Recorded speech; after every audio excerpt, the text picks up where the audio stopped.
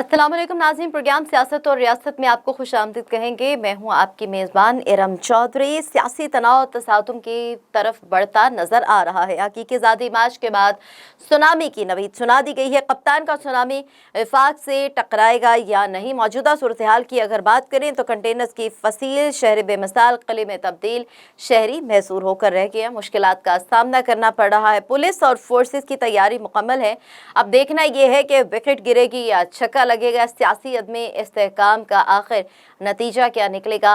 अवाम क्या सुनामी का साथ देगी या हुक्मरान इत्तेहाद के साथ मसाइल हल करने के हवाले से हुकूमत चलने के जो दावे किए जाते हैं कि हुकूमत अपना टेन्योर पूरा किया करे, जो भी हुकूमत बरसर इक़्तिदार होती है उसको चलने दिया जाएगा। मसाइल का हल निकालने के लिए किसी भी हुकूमत का अपना टेन्योर पूरा करना और तसलसल के साथ काम करना बहुत ज़रूरी। इन्हीं तमाम तर टॉपिक्स पर आज हम बात करेंगे। मेरे साथ पैनल जो मौजूद है उसका आपसे तारुफ करवाती चलो। मुस्लिम लीग नून के मेंबर कौमी असम्बली डॉक्टर समीना मतलूब साहिबा मेरे साथ मौजूद है। बहुत शुक्रिया डॉक्टर साहिबा आपके कीमती वक्त का। साबिक MP पाकिस्तान तहरीक-ए-इंसाफ आरिफ अब्बासी साहब भी मेरे साथ मौजूद है। आरिफ अब्बासी साहब आपका भी बहुत शुक्रिया।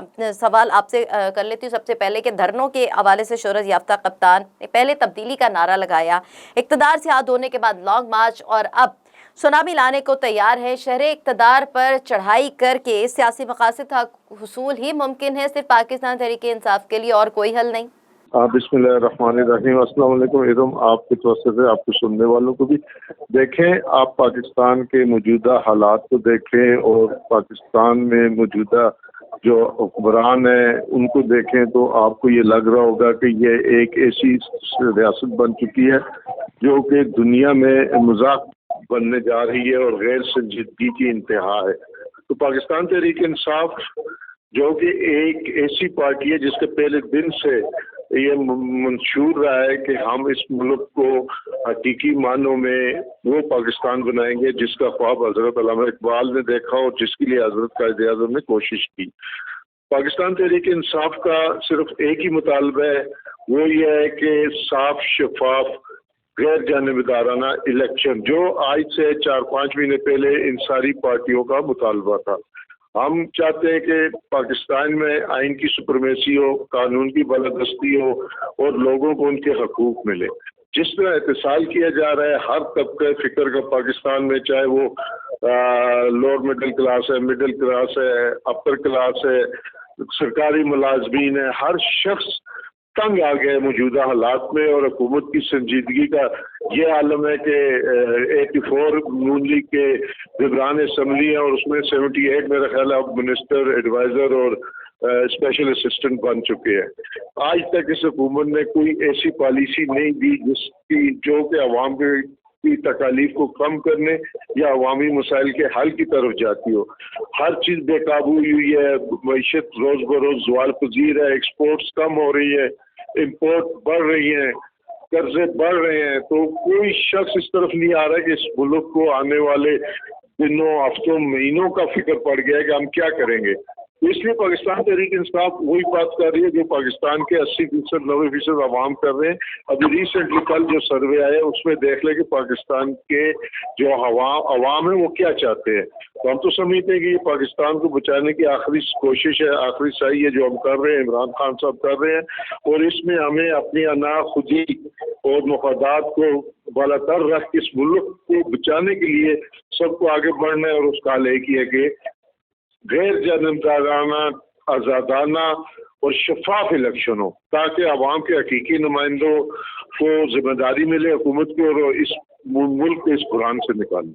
डॉक्टर समीना, आपसे पूछना ये चाहूँगी कि हुकूमतें अगर नाकाम होती हैं तो तहरीकें कामयाबी होती नज़र आई। मौजूदा हुकूमत की कारकर्दगी की अगर बात करें तो गुज़श्ता दौरे हुकूमत में जो डॉलर, पेट्रोल और अशिया ज़रूरिया की कीमतें थीं उन्हें कम करना तो शुरू की है। डॉलर में किसी हद तक कमी हुई है, रुपए की कदर बढ़ी है, पेट्रोल में कुछ कमी वाक़ई हुई है, लेकिन अवाम के मसाइल हैं कि बहुत ज़्यादा इतने मसाइल को हल करना बहुत ज़रूरी है, क्योंकि बिजली के बिलों के मामलात आपके सामने हैं, अशिया ज़रूरिया की कीमतें, क़ुव्वत ख़रीद आवाम की पहुंच से बाहर हो चुकी है। और अगर आप पेट्रोल की कीमतों को कम करती हैं तो जो ट्रांसपोर्टर माफिया है वो इसको कम नहीं करता।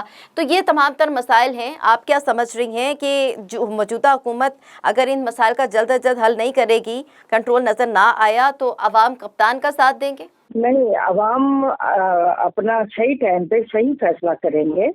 इस वक्त जो सूरत हाल चल रही है वो तहरीके इंसाफ को पता होना चाहिए कि वो किस वजह से चल रही है। इनकी नाआकबत अंदेश फैसलों की वजह से चल रही है। इनकी IMF के साथ जो मुआहदात थे उनको उनके ब्रेक डाउन की वजह से चल रही है। और फिर जाते जाते ये जो सब्सिडी देके गए हैं पेट्रोल में, जिससे हमारा खजाना बिल्कुल खाली हुआ, ये जानबूझ के ये जो सुरंगे थे वो बिछा के गए ताकि आने वाली हुकूमतें ने नजर आ गया था कि अब हमारे दिन कम रह गए। लेकिन उसके बावजूद भी हमने जो सख्त भी फैसले लिए और अब हम कंट्रोल की तरफ जा रहे हैं। जो उस वक्त अंदेशा था कि मईशत बिल्कुल ही डूबी हुई है और हम खुदा न खास्ता डिफॉल्टर की तरफ जा रहे हैं, लेकिन अल्हम्दुलिल्लाह, अल्लाह का शुक्र है वो स्टेज नहीं है। तो बाकी रही बात 4 साल में इनके कोई प्लान नहीं नजर आए, इनकी कोई स्ट्रेटेजी नजर नहीं आई। हमें कुछ तो काम इनका नजर आता जिससे लोगों को मईशत में इजाफा होता, हमारी इम्पोर्ट एक्सपोर्ट बढ़ती और हमारी मईशत बढ़ती, लोगों की जॉब अपॉर्चुनिटी बढ़ती। कुछ भी तो नहीं हुआ। और अब जब हम स्टेबल होने की तरफ जा रहे हैं, अब ये जो भी स्टेबिलिटी आ रही है ये परमानेंट स्टेबिलिटी होगी, ये फॉर शॉर्ट टाइम नहीं होगी, क्योंकि इसको हम स्ट्रेटेजिकली लेके चल रहे हैं। और जो चेंज आ रही है, जो इसमें कमी आ रही है, आवाम के लिए रिलीफ आना शुरू हो गया है, जो वक्त के साथ साथ इंशाल्लाह बेहतरी की तरफ जाएगा। मुस्लिम लीग नून की कारकर्दगी हर किसी को पता है और हमेशा ही मुस्लिम लीग नून अपने कामों की वजह से जानी और पहचानी जाती है। लोग मोहब्बत करते हैं मुस्लिम लीग नून से। ऐसे नहीं कि सड़कों पे निकल के शोर शराबा मचाया, कारकर्दगी कुछ ना की। और फेयर इलेक्शन तो फिर आप मुतालबा करते हैं तो फिर आप पार्लियामेंट में रहते हैं ना, सड़कों पे ना आते। आप पार्लियामेंट में बैठ के सबके साथ मिलके चलते। जब आपने उन्हें किसी को मिलके अपने साथ चलाया नहीं है तो फिर तो आपको चलाए जाने वाली भी गुंजाइश नहीं थी। अब जो मौजूदा हुकूमत है उसकी स्ट्रेटजी और उसकी फैसलों के बगैर नहीं होंगे। जब मुल्क थोड़ा सा स्टेबल होगा तो इलेक्शन का फैसला किया जाएगा और वो इंशाल्लाह फेयर होगा इलेक्शन और मुल्क के बेहतरी के लिए बहुत बेहतर फैसले होंगे।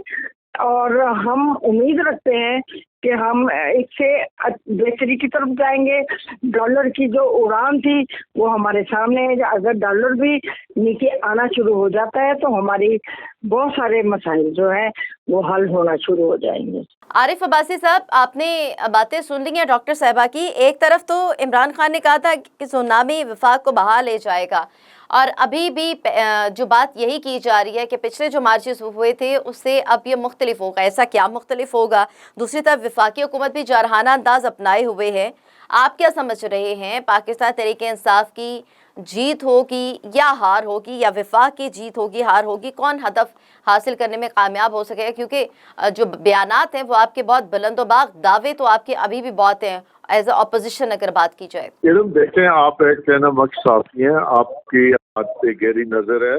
मेरी बहन ने अभी कहा कि मुल्क इस्तेकाम की तरफ जा रहा है। अभी 2 दिन पहले मोदी ने हमारे रेट जो वो है वो मजीद 1 दर्जा कम कर दी है। उसके बाद आप ये देख रहे हैं कि ज़र मुबादला के ज़खायर आपके कम तरीन सतह पर 7 बिलियन पे आ गए हैं। जहाँ तक तल्लक है इस जो सवाल आपने किया, देखिए किसी की फतह किसी की शिकस्त हम नहीं चाहते। हम पाकिस्तान का इस्तेकाम चाहते हैं, पाकिस्तान की बका चाहते हैं, पाकिस्तान की सलामती और पाकिस्तान का तहफ़्फ़ुज़ चाहते हैं। हम ना इसको जीत समझते हैं ना हार समझते हैं। जीतेगा तो पाकिस्तान जीतेगा, पाकिस्तान के अवाम जीतेंगे। हारेंगे तो फिर हम एज ए नेशन हारेंगे, जो हम अफोर्ड नहीं कर सकते। इनको इतना पता होना चाहिए कि कितना जुल्म हुआ है पिछले 5-6 महीने में। आपके अफरात ज़र इस वक्त इस हफ्ता जो गुजरा है इसमें आपकी 33% पे है, जो कि तारीख की बुलंद तरीन सतह पे इनको एजाज हासिल है कि ये पिछले महीने 42% पे अफराद चली गई थी। इसमें कौन सा इस्तेकाम है, कौन सा आवाम को रिलीफ मिला है, कौन से मसाइल हल हुए हैं? एग्रीकल्चर आपका बैठ किया है, आपको जरिए अजनास सारी इम्पोर्ट करनी पड़ रही है, गंदम आप शॉर्टेज इम्पोर्ट कर रहे हैं, टमाटर, प्याज, आलू आप इम्पोर्ट कर रहे हैं, तो ये किस तरफ लेके जा रहे हैं मुल्क को? हम तो ये जो इन्होंने इस्लामाबाद का हाल किया है, मजाक बन गया दुनिया में। एक एटॉमिक पावर मुल्क है, एक 22-24 करोड़ अवाम है, और उसकी जो दारुल खिलाफे का जो हालत है वहाँ देखे दुनिया में पिक्चर जा रही है। लोग क्या समझ रहे होंगे ये कैसी कौम है?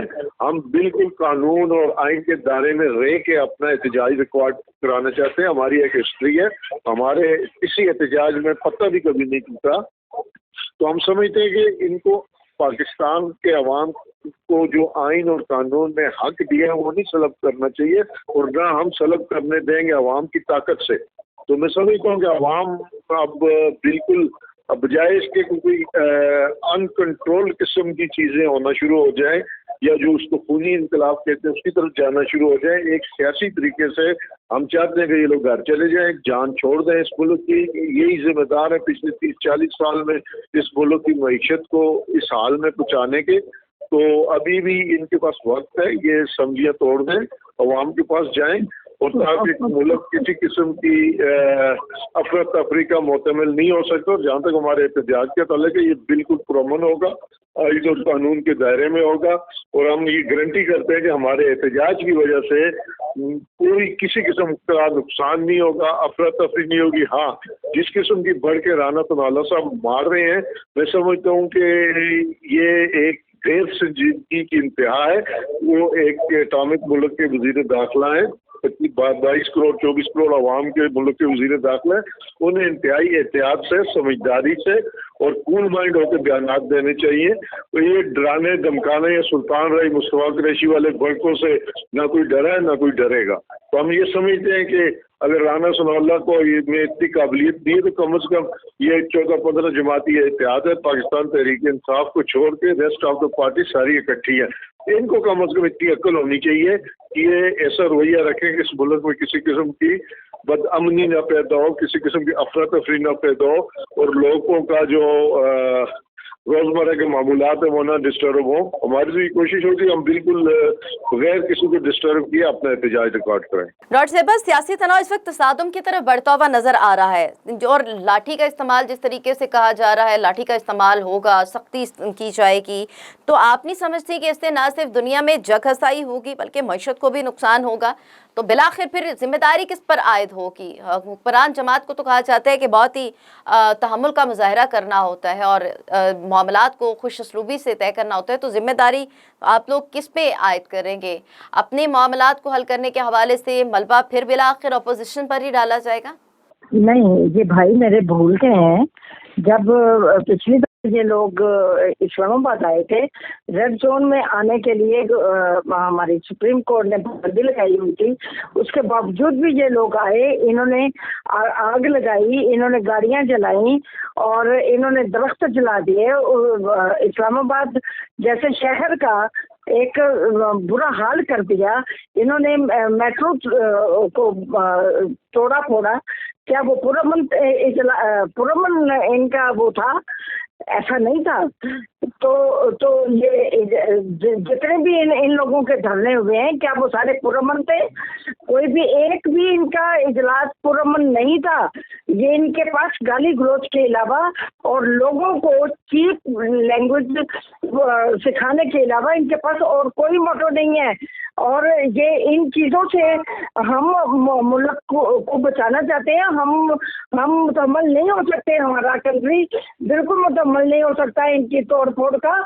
और अभी ज़्यादा दिन नहीं गुजरे जब इस्लामाबाद में इन्होंने एक अनारकी पैदा की थी, और वो हमारी तरफ से नहीं हुई थी, इनकी तरफ से हुई थी। और सुप्रीम कोर्ट का इन्होंने गलत मतलब लेके ये खुद इस्लामाबाद में घुसे थे और इन्होंने बुरा हाल कर दिया था। तो ये इनकी तो रिलायबिलिटी का ये आलम है। ये कहते कुछ है करते कुछ है, अपने एतबार को तो कायम करें। जो आपके कहने पे यकीन करके आपको पुरअमन एहतजाज करने का मौका दे। आप लोगों ने देखा JUI के एहतजाज को देखा, मुस्लिम लीग नून के एहतजाज देखे, आपने पीपल पार्टी के एहतजाज देखे, कहीं भी कोई भी बदमजगी नहीं हुई जो आपके छोटे छोटे एहतजाजों में भी होती रही। आप वो बातें मत भुला करें और वो बातें करें। बाकी रही बात करने की, तो यही बात मैं इमरान खान को भी कहती हूँ कि एक मुल्क का वज़ीर आज़म जो कि रह चुका है, उसको अपनी बात करने का अंदाज और बात करने की सलाहियत इतनी ज्यादा होनी चाहिए कि लोग याद करें कि वाकई ये हमारा वज़ीर आज़म है। झूठ लेना कोई बहादुरी नहीं है, झूठ बोलना कोई बहादुरी नहीं है, और तकरीबकारी करना और हर वक्त मनसूबा साजी करना कोई बहादुरी नहीं है। आप लोगों का तो जहन मुल्क की तरफ गया ही नहीं, कोई प्लानिंग आपकी नहीं देखी गई, कोई मनसूबा साजी नहीं देखी गई, या आपने तो तमाम डिपार्टमेंट सत्यानाश किए और फिर आप समझते हैं कि भाई हम और पूरी 70 साल तरीका सबसे ज्यादा कर्जा आप लोगों ने लिया, और फिर कहते हैं कि भाई हम लोगों ने बहुत काम किया। आप मुझे अपना कोई पॉजिटिव वर्क तो दिखाएं जो मुल्क की खातिर आपने किया, लोगों के खातिर आपने किया, कुछ तो बता दें। कुछ भी तो नहीं बताने के काबिल आप। और आप ऐसे बात नहीं किसी और को कर सकते कि भाई वो कुछ कर नहीं रहे। सैलाब की जो सिचुएशन है वो भी सबके सामने, इसके बावजूद भी सब कुछ कंट्रोल करने की कोशिश की जा रही है। और दिन रात हमारा वज़ीर आज़म सुबह 6 बजे से उठ के जो शुरू होता है वो सारी रात ही नहीं कभी सोया, और इसी तरीके से उसकी पूरी काबीना का यही आलम है। मेहनत होती है तो यूं होती है, सारा दिन बेसुध पड़े रहने से 2 बजे उठ के आके ऑफिस में बैठ जाने से काम हल नहीं होते, और शैतानी हरबों से कोई भी काम नहीं होता। काम करने से काम होते हैं, मनसूबा साजी करने से काम होते हैं। आप सीरियसली सोचा करें कि हमने इस मुल्क को कहाँ लेके जाना है। हम बहुत पीछे रह गए हैं, और हर पार्टी सोचे जो जिम्मेदार बनती है इस मुल्क के लिए। देखिए जी, हर पार्टी इस मुल्क की जिम्मेदारी आ जाती है, क्योंकि हर पार्टी ने बारी बारी बरसते इक़्तिदार आना होता है, और उसकी जिम्मेदारी में आ जाती हैं ये चीजें कि हमने मुल्क को किस तरीके से आगे लेके जाना है। अगर किसी का ज़हन ज्यादा है तो वो मजीद जहानत के साथ उसको फतानत के साथ आगे लेके जाए। हमें तो मुल्क की तरक्की चाहिए, हमें किसी की न शक्ल चाहिए, ना किसी का कोई काम चाहिए, ना किसी का कोई पैसा चाहिए। हमें सिर्फ और सिर्फ मुल्क की तरक्की चाहिए। आरिफ अब्बास साहब, आपने बात की थी कि मुल्क की तरक्की भी चाहती हैं, तो जिस तरीके से डॉक्टर साहबा कह रही हैं, आईन कानून में रहते हुए पहले भी नहीं आप लोगों ने अगर एहतजाज किया, तो अब कैसे और कौन से सियासी तरीके के मुताबिक आप करेंगे आवाम के मसाइल को हल करने के हवाले से जो आप एहतजाज करने जा रहे हैं, जो सुनामी लेकर आ रहे हैं, अगर वो आईन कानून के मुताबिक ही नहीं हो? क्योंकि आपने कहा है कि हम ये खूनी इसको सिलसिले को नहीं रखना चाहते सियासी तरीके से, तो सियासी तरीका तो डॉक्टर साहब कह रही है पहले भी आप लोगों ने इस्तेमाल नहीं किया। मेरी बात सुने, मेरी बहन ने जो मैंने सवाल उठाए थे उसका एक का भी जवाब न इन्होंने ये बताया कि मोदी ने हमारी रेटिंग क्यों कम की, न इन्होंने ये बताया कि अपराधी दर क्यों बढ़ रहा है, न इन्होंने ये बताया कि एक्सपोर्ट क्यों कम हो रही है, न इन्होंने ये बताया कि मिलें क्यों बंद हो रही हैं, न इन्होंने ये बताया कि सनतकार क्यों एहतजाज कर रहे हैं, न इन्होंने ये बताया कि किसान क्यों इस्लामाबाद आके बैठ गए थे। तो ये वो असल हक़ाइक़ की तरफ जा ही नहीं रहे, जनरल बातें कर रहे हैं। अब मैं आपको बताऊं कि जो हमारा 25 मई का एहतजाज था इस्लामाबाद में, मेट्रो को एक तिनका भी मेट्रो का नहीं हिला। मैं बड़ी जिम्मेदारी से ये बात करता हूँ कि एक तिनका भी मेट्रो का नहीं हिला। जो 3-4 दरख्त जले हैं वो भी जिन्होंने जलाए हैं वो इन्हीं की भेजे हुए लोग थे। राना सोनौला इस किस्म की हरकतें करते रहते हैं। 2014 में लाहौर में भी इन्होंने यही हरकत की थी। हमारे कैंप में कुछ लोग भेजिए थे जिन्होंने साथियों पे हमला कर दिया था। तो ये राना सोनौला की शरारत से वो दरख्त जलाना, हमने क्यों दरख्त जलाने थे? हमारा जो एहतजाज था वो सुप्रीम कोर्ट के फैसले के बाद हम ब्लू एरिया में गए थे। अदरवाइज खान साहब तो सेंटोरस से आगे आए ही नहीं है। बिल्कुल सुप्रीम कोर्ट का जो हुक्म था उसके बावजूद वो, हालांकि सुप्रीम कोर्ट ने इजाजत दी थी, हम नहीं आए कहीं ऐसी जगह, ना हमारे किसी वर्कर ने कोई ऐसी लाकानूनियत की है। वीडियो सीसीटीवी कैमरे मौजूद है ब्लू एरिया में, निकाल के देखा जा सकता है। कोई किसी किस्म का नुकसान हमारी तरफ से नहीं हुआ। बाकी जहाँ तक ताल्लुक है कि अब हम क्या करेंगे, हम सिर्फ और सिर्फ ये कल इलेक्शन का ऐलान करते, हमारा एहतजाज खत्म हो जाएगा। ये इलेक्शन से भाग रहे हैं। पंजाब में जुलाई में होने वाले इलेक्शन में 20 सीटों में इनके अंदर खौफ पैदा कर दिया है। ये इलेक्शन इनके लिए डरावना ख्वाब बन चुका है। पहले एक दफा इन्होंने इलेक्शन मुलतवी किए, बाई इलेक्शन, अभी फिर राना सोनौला साहब ने एप्लीकेशन दे दी है मुलतवी करने की। ये कब तक इलेक्शन से भागेंगे? इलेक्शन से नहीं भाग सकते। इनको हिम्मत करनी चाहिए और पाकिस्तानी अवाम का फैसला कबूल करना चाहिए जो पाकिस्तानी अवाम चाहते हैं। यही इस वक्त हालात का तकाजा है, यही इस मुल्क की बेहतरी है। इसी में और इसी में हम सबकी भलाई है कि हम इलेक्शन की तरफ जाए, जनरल इलेक्शन का ऐलान हो और जो मुंतखब हुकूमत है चाहे ये जीत जाए, ये 15-16 जमातों का चूचू का मुरब्बा बना हुआ ये जीत जाए, हमें कोई इतराज नहीं, हम अपोजिशन में बैठ जाएंगे। अगर हम जीतते हैं तो इनको अपोजिशन में बैठना चाहिए। लेकिन खुदा के लिए अपने वो जो जाती वफादात है, मुकदमे इन्होंने खत्म करा दिए और इलेक्ट्रॉनिक वोटिंग मशीन इन्होंने खत्म करा दी, बैरून मुल्क पाकिस्तानियों के वोट खा के इन्होंने छीन लिया। अब ये क्या चाहते हैं? नेब इन्होंने खत्म कर दी, तो इनके तो सारे मसाइल हल हो गए हैं। अब खुदा के लिए इस कौम के मसाइल की तरफ आगे बढ़े।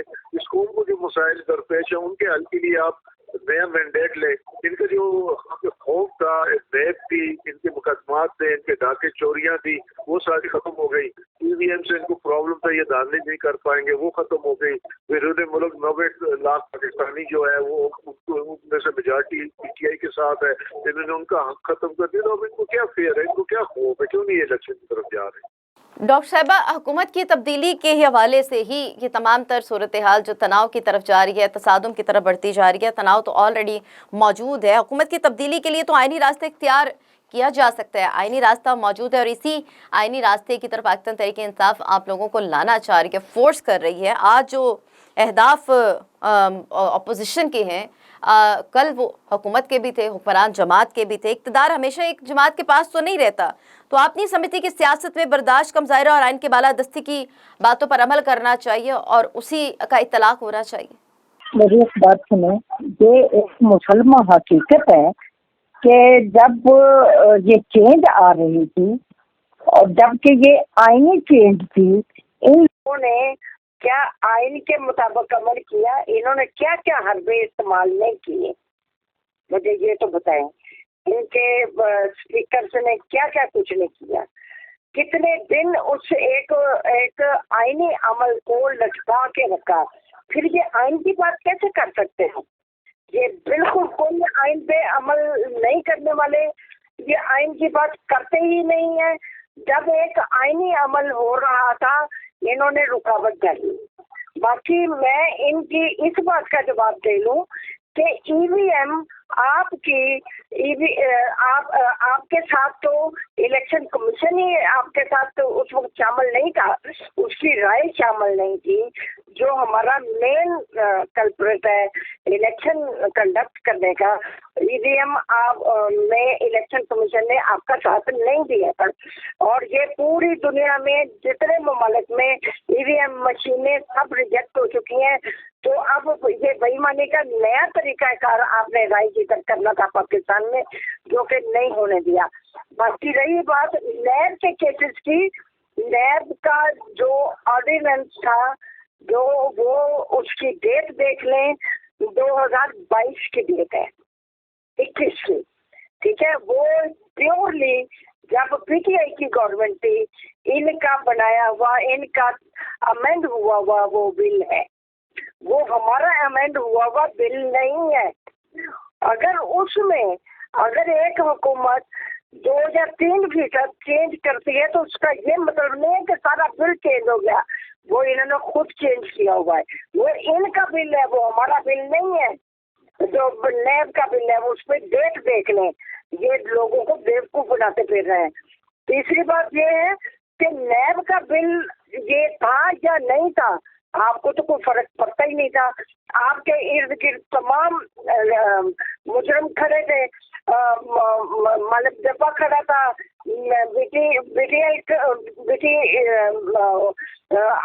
खड़ा था, और आटे का स्कैंडल कर रहा था, चीनी का स्कैंडल कर रहा था। किसको पकड़ा आपने? किसी ने भी नहीं पकड़ा, किसी ने हाथ नहीं लगाया। तो आप कौन सी नैब की बात करते हैं? किसी नैब की बात नहीं करते। ये किसी आइन और कानून को ये मानते ही नहीं है।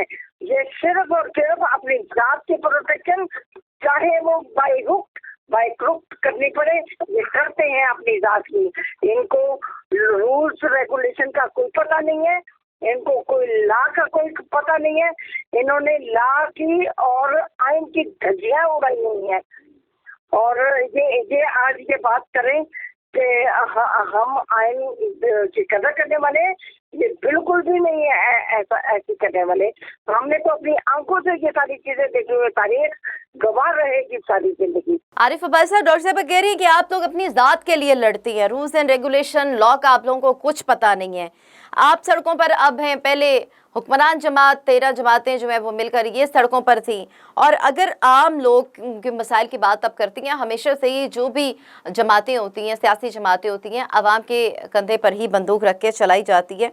तो पहले जो अपोजिशन का रोल प्ले किया जा रहा था हुक्मरान जमात की जानिब से, आपने कहा कि साजिश या मुदाखलत के तहत हमें बरतरफ किया गया, चलने नहीं दिया गया। अब यही काम आप लोग कर रहे हैं। फिर इसी तरीके से अगर अवाम आपके हक में फैसला दे देती, आप लोग बसर इक़्तिदार आ जाती हैं, तो फिर जो उस वक्त की अपोजिशन बनेगी वही ये मामला चलाएगी। तो ये किस तरीके से ये हमारी जो सियासत में एक रीत पड़ चुकी है एहतजाज की, धरनों की और हुकूमत को टेन्योर पूरा ना करने की, ये अच्छी रिवायत तो नहीं है। इस रिवायत को ख़त्म होना चाहिए। नहीं, देखिए, इनका माजूर है कि ये चांगा मांगा से शुरू होने वाला इनका सुप्रीम कोर्ट पे हमला, मतलब यूं जैसे जजों को स्ट्रक्चर और तारक साहब के बैग लेके इधर उधर फिर के सुप्रीम कोर्ट को छोड़ना, तो ये तल्ख हक़ाइक़ है जो इनकी दौरे हुकूमत में सारे हुए। पाकिस्तान तहरीक इंसाफ ने न कभी सुप्रीम कोर्ट पे हमला किया, न जजों की तरफ बैग भेजे, न जनरलों को गाड़ियाँ भेजी, न किसी को छांगा मांगा, ये बूटबंद लेके गए।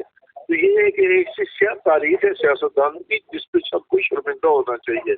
और जहाँ तक पाकिस्तान तहरीक इंसाफ का ताल्लुक है, अब देख लें कि इस वक्त ये लोग कर क्या रहे हैं। इन्होंने पाकिस्तान के अवाम को क्या रिलीफ किया है जिसकी वजह से ये कह रहे हैं कि हम बेहतरी की तरफ जा रहे हैं। इनका खौफ यही है कि पाकिस्तान के अवाम की जो मुसीबतें हैं, जो तकलीफें हैं, उनको इन्होंने मैग्नीफाई किया, बहुत ज्यादा बढ़ा दिया, जिसके खौफ से बाहर नहीं निकल पा रहे। तो मैं समझता हूँ कि पाकिस्तान तहरीक इंसाफ के, आप देख लें, पाकिस्तान की तारीख में पहली दफा हर घर को, पंजाब हो गया, KPK हो गया, कश्मीर हो गया, GP हो गया, हर घर को 1 मिलियन की आपको हेल्थ इंश्योरेंस मिली। हमने सिलेबस यकसा किया पूरे मुल्क का। और उसके बाद आप इंडस्ट्रियलाइजेशन को देखें, आप हमारी जो डेवलपमेंट्स थी, जो हमारी कंस्ट्रक्शन इंडस्ट्री थी, उसको देखें, आप हमारी एक्सपोर्ट को देखें, आप GDP को देखें। देखिए, महंगाई अवाम को उस वक्त इफेक्ट करती है जब आपकी GDP ना बढ़ रही हो और महंगाई बढ़ रही हो। हमारी दौर में GDP लास्ट ईयर 5.8% थी। जब आपके GDP एक्सपेंड करते हैं तो फिर उस पर आपके लोगों की तनख्वाहें बढ़ती हैं, आपके लोगों की जॉब अपॉर्चुनिटीज बढ़ती हैं, माशरे में खुशहाली आती है। हम ग्रास रूट लेवल पे चेंज ला रहे थे, बड़ी हद तक कामयाब हो गए थे। अब GDP 5.8% पाकिस्तान के पिछले 40 साल में नहीं था, जो हाँ जिस पे ये लेके गए हम अल्हम्दुलिल्लाह। तो ये चीजें वो है जो रिफ्लेक्ट करती थी अवाम की रोजमर्रा की जिंदगी पे। आज मैं अवामी आदमी हूँ, अवाम में रहता हूँ, मुझे पता है कि इस टाइम अवाम किस कर्ब से गुजर रहे हैं, अवाम किस मुसीबत से गुजर रहे हैं। वो बिजली के बिल इतने, अब मतलब मेरे जैसे आम आदमी का बिल अगर लाख रुपया महीना आ जाएगा तो हम कुछ भी बाकी नहीं बचेगा वो खर्च करने के लिए। तो इस टाइम एवरेज बिल जो है 3 मरले के घर का, वो भी 30,000 से कम नहीं है। 1,000 रुपये 3 लोग रह रहे होते हैं और 30,000 बिल आता है। तो अब लोग बिल दें, लोग डॉक्टर के पास जाएं, लोग आटा खरीदें, लोग चीनी खरीदें, क्या करें? लोग तो इसके पता नहीं किस तरह जिंदगी गुजार रहे हैं और वो दुआएं दे रहे हैं इनको कि ये मुसीबत जितनी जल्दी टल सकती है हमारे सिरों से टले और कोई एक एतदाल पसंद हुकूमत आए, कोई ऐसी हुकूमत आए जिसको अवाम की दुख दर्द तकलीफ का एहसास हो और अवाम में से हो। अब ये लोग सारे जो इस सारे मसाइल के जिम्मेदार हैं और सारे इकट्ठे हो गए हैं। इमरान खान ने बहुत पहले कहा था जब मैं इनके घेरा तंग करूंगा करप्ट लोगों के, तो ये सारे इकट्ठे होंगे। और तारीख में पहली दफा एक दो भट्टू के खिलाफ ये इकट्ठे हुए थे और आज उसके बाद फिर ये आज फिर सारे इकट्ठे हो गए। इसका मकसद ये है कि इसका मतलब ये है कि सारे अवाम दुश्मन पॉलिसी इनकी शुरू से चलती आ रही है। इन्होंने कितनी तहरीकें चलाई, अवाम को मरवाया। आप 77 की तहरीक देख लें, MRD की तहरीक देख लें, बुकला की तहरीक देख लें, हर तहरीक में पाकिस्तान का मजलूम तबका पिसा मरा मारे कहीं और फायदा इन्होंने उठाया। तो हम ये समझते हैं कि वक्त आ गया है कि अब अवाम के पास जाया जाए, अवाम के लिए कुछ किया जाए, नहीं तो आप देख रहेंगे कि ये मुल्क आगे किस तरफ जाएगा। लास्टली डॉक्टर साहब, अगर मैं आपसे बात करूं, आम आदमी की अगर बात की जाती है तो इस सियासी बहरान से, सियासी तसादुम से क्यों नहीं वाइजली इसको हैंडल किया जाता, क्यों नहीं निकलने की कोशिश की जाती? क्योंकि जो सियासतदान कहा जाता है सियासी तदब्बुर का मुजाहरा करती हैं और उसको इस तरीके से मैनेज करती हैं, हैंडल करती हैं कि ऐसी सूरत हाल ही पैदा ना हो कि मुल्क मुतासिर हो, अवाम मुतासिर हो, आम आदमी जो है वो इससे मुतासिर हो, डिवीजन का शिकार नज़र आए। तो 13 जमातें हैं, 13 जमातें मिलकर इस सारी सूरत हाल को क्यों नहीं हैंडल कर रही? ये अपना इनका बिहेवियर और किरदार उनके ऊपर ये था कि टाइम पे वो सारे के सारे छोड़ गए। अब कम से कम अब हमारे साथ बड़ी बड़ी पार्टियां हैं तो कम से कम हमें एक दूसरे से शिकवे शिकायत तो नहीं है ना। अब इस मुल्क का एक क्रिटिकल टाइम था, इसमें हमें बहुत ज्यादा सोच विचार से आगे बढ़ने की जरूरत थी। बाकी ये कौन सी GDP की बात करते हैं? 5.8 तो हम छोड़ के गए थे 2018 में। जब ये आए हैं आते ही ये मंफी की तरफ चली गई थी और उसके बाद ये इन्होंने कहा कि कोरोना आ गया था।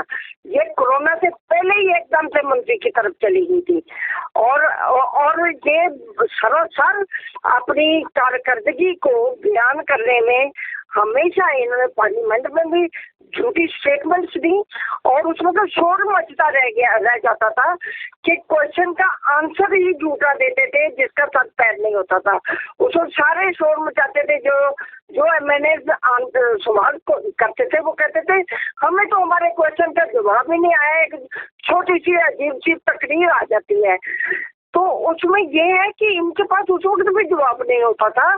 और ये बाकी रही बात के मैशत इन्होंने 5.8 का दी थी, ये बिल्कुल झूठ है। और ये माइनस में इनकी मैशत चलती रही है और अब अगर हुई होगी 1 या 2 पे आई होगी जब ये चेंज ओवर आया है। तो दूसरी बात ये है कि अगर इन्होंने कुछ किया होता, अगर इन्होंने मुल्क को प्रोग्रेस की तरफ लेके गए होते तो फिर क्या जरूरत थी? हम लोगों ने तो खुद मियां शहबाज शरीफ ने और बिलावल ने तो पहले दिन ही कहा था इमरान खान तुम कदम बढ़ाओ हम तुम्हारे साथ हैं। तो उस वक्त हम लोगों ने इमरान खान को साथ देने की यकीन दहानी कराई थी वेरी फर्स्ट डे जब उन्होंने हलफ उठाया था। ये बात नहीं है। बाकी रही बात, उस वक्त तो इंसान सोचता है कि मेरे हाथ में हुकूमत आ गई है, मैं बड़ी रौनक में आ गया हूँ, मैं तो अब सबको खा जाऊंगा, मैं सबको ले डूबूंगा। ऐसा नहीं होता।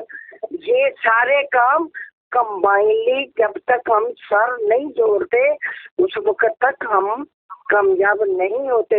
एक छोटे से छोटा डिपार्टमेंट भी हेड ऑफ डिपार्टमेंट की कॉपरेशन के साथ और उसके सबऑर्डिनेट्स और उसके मेंबर्स के साथ कॉपरेशन के साथ चलता है, ग्रो करता है, फिर ही कामयाबी होती है। तो फिर हेड ऑफ डिपार्टमेंट की इज्जत भी बढ़ती है कि नहीं भी ये क्रेडिट तो इस हेड को जाता है जो इतनी कामयाबी के साथ हमारे डिपार्टमेंट को आगे की तरफ और बुलंदी की तरफ लेके जा रहा है। तो इमरान खान ने क्या किया, मैं नहीं बैठता, ये कहीं किसी प्रोग्राम में डिस्कशन के लिए बैठ जाते, बाहर निकल के ऐसी अजीबोगरीब स्टेटमेंट देते थे कि भी ये तो ये बयान करते हैं और ये एनआरओ मांगते हैं। वो भी एनआरओ, तो एनआरओ मांगते कौन मांगता है? तुमने एनआरओ थोड़ा देना होता है। जो अदारे हैं वो इंतजाम करने वाले हैं, वो इंतजाम करते रहे, आप अपना काम करते रहो। हमें तो अपना काम करते रहना चाहिए, अदारे हैं इंतजाम करने वाले।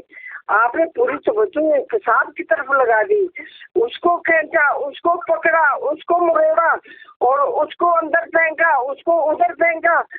तो इस तरीके से तो नहीं मुल्की तवज्जो से ध्यान जो होता है वो बढ़ जाता है। आप कभी भी कंसंट्रेशन के साथ काम नहीं कर सकते। अगर आप ये कहो ना, इन्होंने ये कहा कि हम एक निसाब की बात करते हैं। इन्होंने एक निसाब की बात क्यों की? क्योंकि मुझे ये बताएं, जो आपको पता है कितने इंग्लिश मीडियम स्कूल पाकिस्तान छोड़ के दुबई शिफ्ट हुए इनकी ये नाअहल फैसले की वजह से? क्यों हम लोगों को एक अच्छे अदारों की जरूरत नहीं है, इंग्लिश स्पीकिंग अदारों की जरूरत नहीं है कि हमारे बच्चे ओ लेवल ए लेवल की स्टडी करें, वो जरूरत नहीं है। जब या तो इंग्लिश इंटरनेशनल लैंग्वेज ना हो तो हम कहें, जब वो है तो हमारा बच्चा कहाँ से कम्पीट करेगा?